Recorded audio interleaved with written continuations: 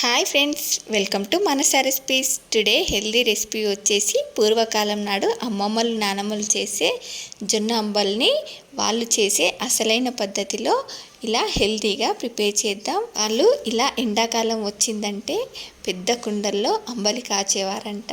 వాళ్ళు ఈ అంబల్ని ఉదయము, మధ్యాహ్నము, సాయంత్రము అన్నం తిన్న తర్వాత 3 పూటల తాగేవారంట.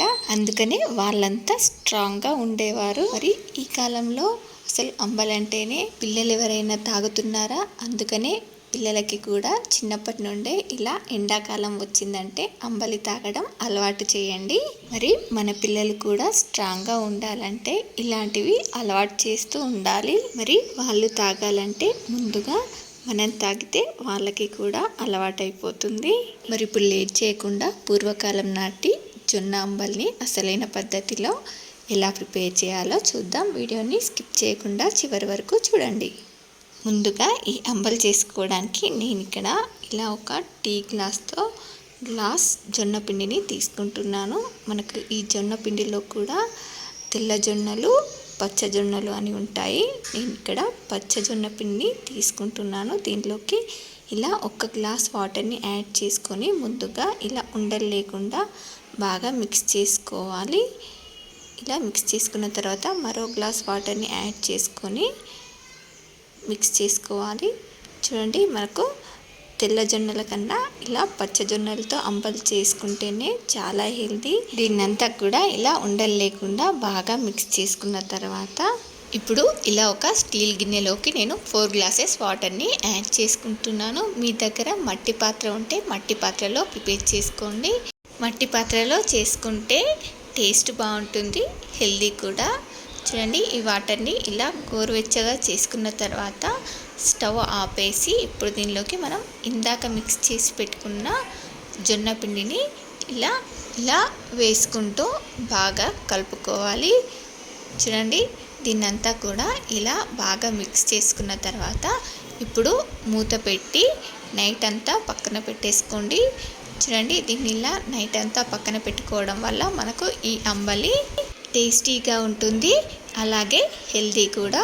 చూడండి, ఇలా నేను నైట్ అంతా నానబెట్టుకున్న తర్వాత ఇలా పైన వాటర్ మొత్తం పేరుకున్నాయి. చూడండి, ఈ వాటర్ని కలి అంటారు.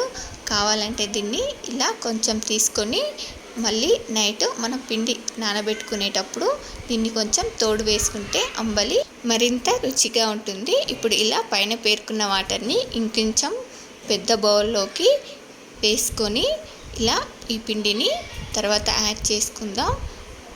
ఈ నీళ్ళని ఇప్పుడు బాగా మరిగించుకోవాలి. ఇది ఇలా మరుగుతున్నప్పుడు దీనిలోకి ఈ పిండిని ఇలా ఒకసారి బాగా మిక్స్ చేసి ఇలా మరుగుతున్న నీళ్ళల్లో వేసుకుంటూ ఇలా కలుపుకుంటూ వేసుకోవాలి.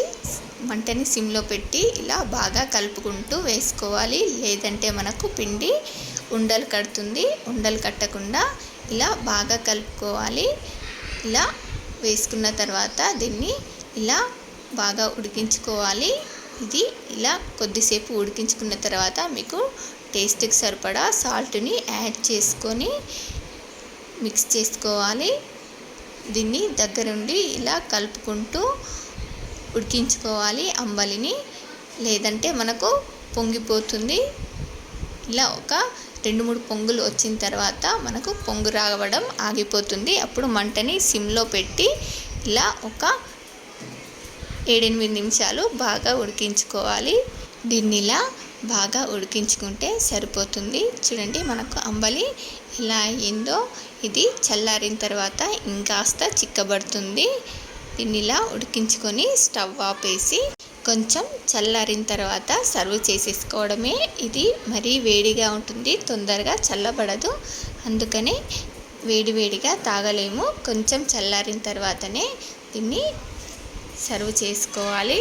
ఇలా అంబలి చేసుకొని మనం మార్నింగ్ 1 గ్లాసు, ఈవినింగ్ 1 గ్లాసు తాగామంటే ఈ ఎండాకాలంలో నీరసం అనేది లేకుండా చాలా హెల్తీగా ఉంటాము.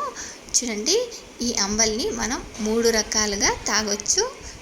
ఇలా అంబలిలో నాటికాలం వాళ్ళు ఇలా మనకు నైట్ అన్నం మిగిలింది ఉంటుంది కదా, దాన్ని ఇలా వేసుకొని తాగేవాళ్ళు మన పిల్లలకు కూడా ఇలా అలవాటు చేస్తే పిల్లలు కూడా ఇష్టంగా తాగుతారు. అలాగే ఇలా కొన్ని ఆనియన్స్, కొంచెం కొత్తిమీరను వేసి సర్వ్ చేసేసుకోండి, చాలా బాగుంటుంది. మా నాన్నమ్మ అయితే ఇలా ఉల్లి ముక్కలు వేసుకుండా ఉల్లిగడ్డనే కొరుక్కుంటూ కొంచెం ఆవకాయ నంచుకుంటూ అంబలి తాగేది.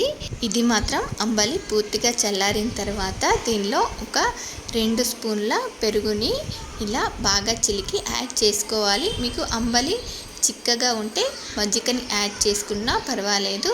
ఇలా 3 రకాలుగా మీకు ఏ విధంగా నచ్చితే ఆ విధంగా అంబలిని తీసుకోవచ్చు.